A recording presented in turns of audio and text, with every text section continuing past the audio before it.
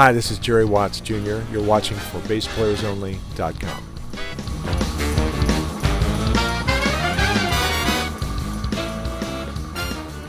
Hi everyone, John Liebman here. You're watching for BassPlayersOnly.com. Coming to you today on location in Hollywood, California with our good friend Jerry Watts Jr. Hello, Jerry. Howdy. Good to see you again. We did an interview, I think it was back in January of 2013, and we got the whole story of your musical upbringing and some of the cool things you were doing and your work at the college where it had a different name and now it has a different name. So the official name now is Los Angeles College of Music. Okay. People call it LACM. Okay, used to be LAMA, but now it's LACM. Exactly. Okay, and we interviewed some of your folks too, Tim Landers and Philip Bino, and we talked about you and the John Diversa Big Band, and I know you still do some of that. So that interview is up there for BassPlayersOnly.com. Put in Jerry Watts or Jerry Watts Jr., either one, and it'll pop right up along with any other stories we might have done on you over the years. But bring us up to date. What have you been up to since then, and or what's keeping you busy these days? Well, it's been a pretty busy time, John. The school, first of all, is expanding, and they're adding more majors, and they've added a bachelor's degree. So there's been a lot to attend to there, and I continue to play outside of the school. So it's been a busy time. Right now, people are getting ready for the Grammys, and so I'm on 3 different records that are up for Grammy, or being considered for the Grammys, and that's John Diversa's big band record. It's called Kaleidoscope Eyes, and it's a pretty like Beatles reimagined, and was recorded live with 43 musicians. Pretty phenomenal, yeah. And then I'm on a Stephen Bishop record, who's like old school singer-songwriter, just meat and potatoes and beautiful songs. In addition to the hits he had, was it On and On, and he had a couple others. But you know that scene in the movie Animal House? Where John Belushi smashes his guitar. Yeah, that's Stephen Bishop playing the guitar on the stairs, with the girls going, oh. And he actually, one of the tunes he co-wrote with Eric Clapton, so that was kind of a thrill to record a tune with him, record those tunes with him. And then there's a woman named Say, who is kind of an ambient, new age artist. How do you spell that? Seay. Okay. I know. And so she's also in the queue for the Grammy nominations, and I think she made it to top 10 Billboard so far, and so there's 3 campaigns going. Well, good for them, but good for you. We'll see. Yeah, we're pulling for you. Well, thank you. Thanks. We'll see what happens, and I'm continuing to. I do a lot of recording work, so coming up, let's see. So, for example, I'm on the there's a new animated show on Nickelodeon called Bunsen and the Beast, and I played on the theme for that. Cool. And a bunch of records. There's a live record with a singer, Arnold McCuller. Killing band, killing situation, and that's wonderful to hear. Let's see, some local groups, Thelonious Monkey. I think I see them from the. Do they play at the Baked Potato once in a while? Yeah, Chris Wabbit, drummer Chris Wabbich's band. Yeah, and let's see. I'm sure I'm forgetting some other things. I should know this, but do you play upright also? I do. I don't play very much anymore. I was at an orchestral strings major for 4 years. At what school? At Cal State Northridge. Okay. Yeah, I went to actually William Patterson for 2 years before that. Right. I remember we talked about that in your first interview. Yeah, and I got to be an electric bass major there, and that wasn't possible at Northridge. So, yeah, and I had some really great teachers there. Actually, it's pretty cool. Yeah. So let's see. I'm in. There's a drummer named Russ Miller. I'm in his trio Arrival. So we did a record, and let's see. There's a guy I've been involved with for many years, a Brazilian composer named Dori Caymmi. Oh, sure. And so he's actually moving back to Brazil. So he's on some John Patitucci records. I know that. Yeah. Yes, he is indeed. And he's done a number of Grammy-nominated records over the years, and he's actually moving back to Brazil. He's older now, about 73. So we did like kind of a farewell concert, and the drummer in that group, Michael Shapiro, and I are longtime friends, and so he and I had the whole thing filmed and recorded, so we're in the process of mixing and editing that. That's pretty exciting, though. It's a group that's been together for 20 years, and we wanted to, before we went back, we wanted to make sure we documented that whole thing. Yeah. Well, it's good. It sounds like you get to play all kinds of different music with all kinds of different people. So yeah, I find I'm very interested in that. It's just very, I get bored easy. So let's see what else has been happening. I'm not boring you, am I? No. I mean musically. Okay. You're fascinating.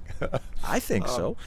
There's a young guitarist named Marcus Machado, and he was Rolling Stone voted him like the hot young gun or something like that. So I played on his record. It was produced by a guy named Jay Rustin, who I think produces Anthrax and some other people. A pretty rocking affair, and very, very, very cool. Very, very cool opportunity. Well, you are keeping busy.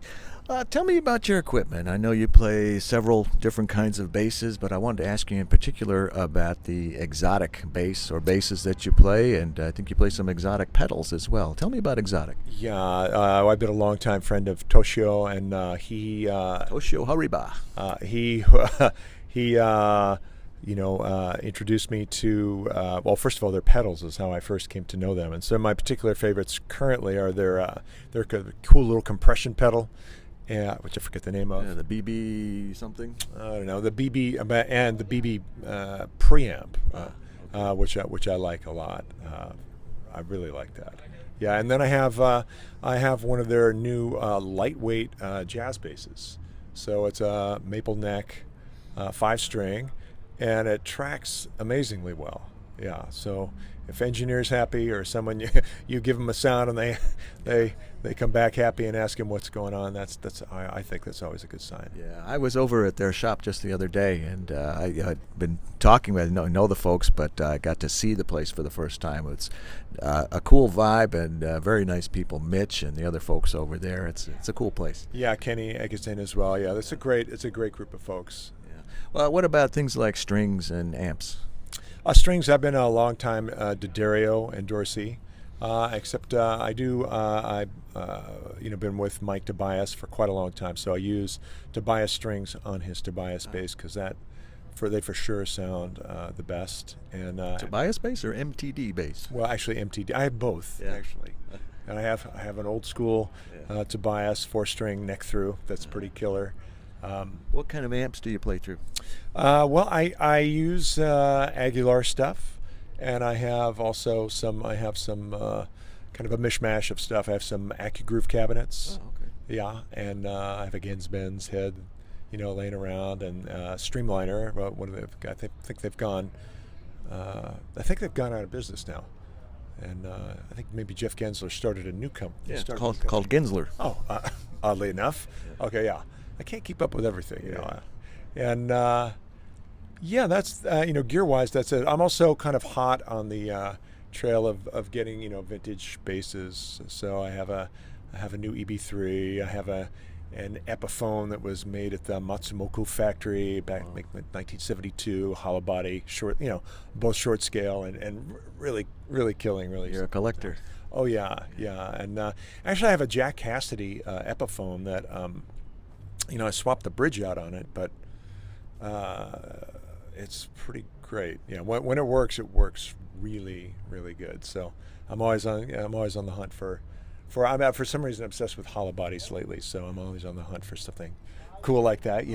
Cool. And, what about the future, Jerry? You've done a lot, and obviously you're keeping really busy right now. But what about the future? Is there something you've always wanted to do that you just haven't gotten around to yet? Oh, there's a very long list for sure. I've been around town. I've been playing with there's guys around here, Katis Buckingham, and the Dan Rosenboom and Gavin Templeton. Both of them have groups where it's kind of groove based, but it's pretty advanced and pretty open, right, and pretty to a certain extent avant-garde, I suppose, and I'm enjoying that. I'm enjoying growing in those situations. So I'm mostly interested in anything, kind of getting in a situation where I'm not so comfortable, where you're forced to grow and Get out of your comfort zone. yeah, grow and stretch, and at the same time, always I'm just involved with. I'm constantly involved with kind of original creative projects around town. I've been doing, career-wise, been doing all these different things all these years, but kind of the backstory is that's always been going on for me, and that's what, frankly, that's what really interests me. I love collaborating, and I love being involved with people that write original music, and it's really a conceptual thing. It's not about playing the bass, but it's about the music, it's about the people, and operating, more conceptually. I like that very much. Well, let's not wait another 4 years before we get together again, because no doubt you're going to be doing something very cool and interesting and new and at first uncomfortable, which is part of the appeal. But hey, this has been great catching up. Very cool stuff you're doing. Keep it up, and good luck on the Grammys. We're all pulling for you. Thanks so much, John. All right. Peace. On location in Hollywood, California, with our good friend Jerry Watts Jr., I'm John Liebman. You're watching for BassPlayersOnly.com.